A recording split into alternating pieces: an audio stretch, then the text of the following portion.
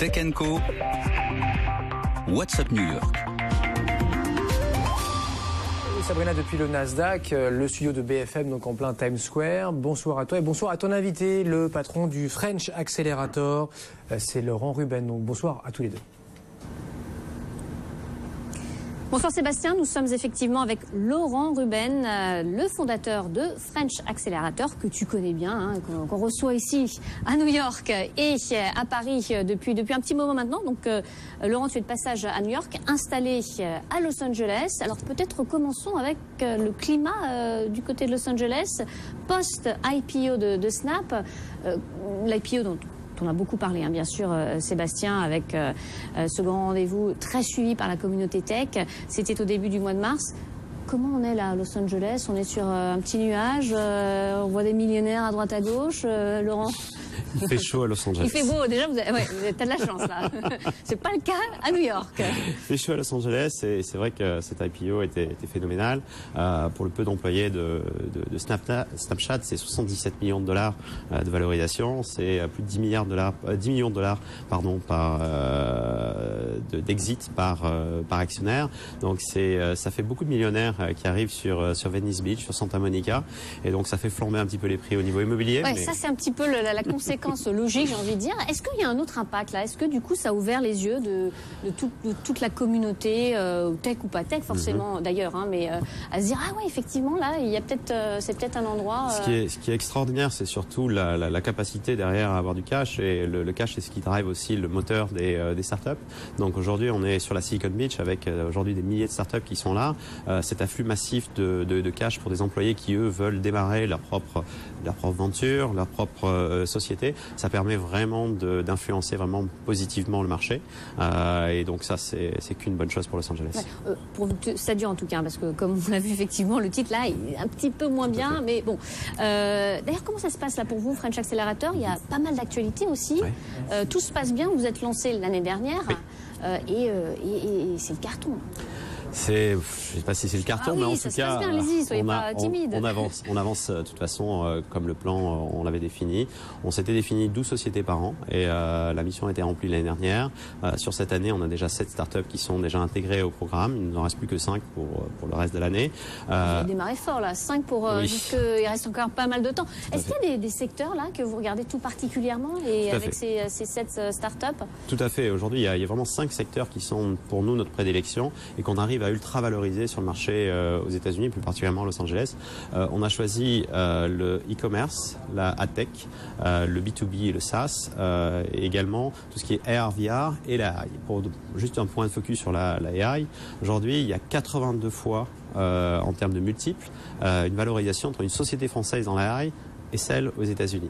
Donc aujourd'hui, pour nous, c'est important. Les secteurs comme les AR, VR, qui sont très très représentés à Los Angeles par le monde de l'entertainment, font qu'aujourd'hui, beaucoup d'investisseurs sont très enclins à acheter des titres de sociétés françaises. Ouais. Bon, des Français qui sont toujours très actifs. Vous recevez combien de dossiers là par semaine? Trentaine. Est-ce que c'est, j'ai envie de dire, c'est normal comme ce qu'on avait l'année dernière, ou vous voyez quand même on s'excite un tout petit peu plus? L'année dernière, on a démarré à zéro comme tout le monde. On a terminé à peu près une vingtaine de dossiers par semaine. Ah oui, quand même. Donc il y a, grâce à votre travail d'ailleurs, j'imagine, on se dit que effectivement, Los Angeles, pourquoi pas Los Angeles? Ce qui est beau, c'est qu'aujourd'hui, Los Angeles est la deuxième ville en termes de Français aujourd'hui aux États-Unis. On a dépassé en fin d'année, je crois en début décembre, plus de 90 000 Français à Los Angeles, devant la Silicon Valley, où il y a 82 000 Français aujourd'hui. Vous êtes devant la Silicon Valley en termes de Français? Tout à fait. New York est encore devant. Mais ce qui est assez intéressant, c'est que sur ces 90 000 Français aujourd'hui, plus de 30 000 sont dans la tech. D'accord. Plus de 30 000 sont déjà dans la tech. Donc aujourd'hui, ce sont des milliers de startups ou des entreprises qui sont présentes sur le marché à Los Angeles. Et aujourd'hui, on bénéficie de cet écosystème. On a créé, pour rappel, la French Tech à Los Angeles depuis octobre dernier. Et donc ça commence à fleurir avec beaucoup d'événements et comme le territoire est relativement grand, c'était dur d'avoir une certaine cohésion. Et j'avoue que le travail que l'on fait avec le consulat et la chambre de commerce permet d'aider justement tous ces entrepreneurs et ces aspirants entrepreneurs à connaître leur réseau. Bon, en tout cas, faut dépêcher réfléchit, si on a bien compris, parce que les prix de l'immobilier, qui étaient quand même un des éléments que vous mettiez en avant depuis le début, bon, ça commence un petit peu à changer, mais bon. Vous vous installez à New York? Tout à fait, merci de le dire. Alors, on a décidé depuis janvier d'ouvrir aussi nos portes à New York. On a 3 clients qui arrivent ici sur New York. On a déjà recruté 2 personnes, notre directeur des opérations et un commercial. Et on arrive avec un partenariat stratégique qu'on vient de faire avec la société Spark Labs, qui propose en fait une infrastructure de coworking et aussi des mentors qui vont nous permettre justement d'aider au maximum nos startups. Ouais, French Accelerator là, qui grossit parce que c'est un modèle, et ça vous le prouvez, hein, qui fonctionne, des contrats là. Expliquez-nous, donnez-nous quelques exemples peut-être. Je pense que oui, ce qui est important, c'est pas tant de parler de French Accelerator, c'est vraiment surtout de parler des startups que l'on accompagne. Toutes ces startups françaises ou européennes qui arrivent sur le marché américain sont souvent très mal préparées et elles n'ont pas de réseau, elles n'ont pas les méthodes pour recruter les bonnes personnes.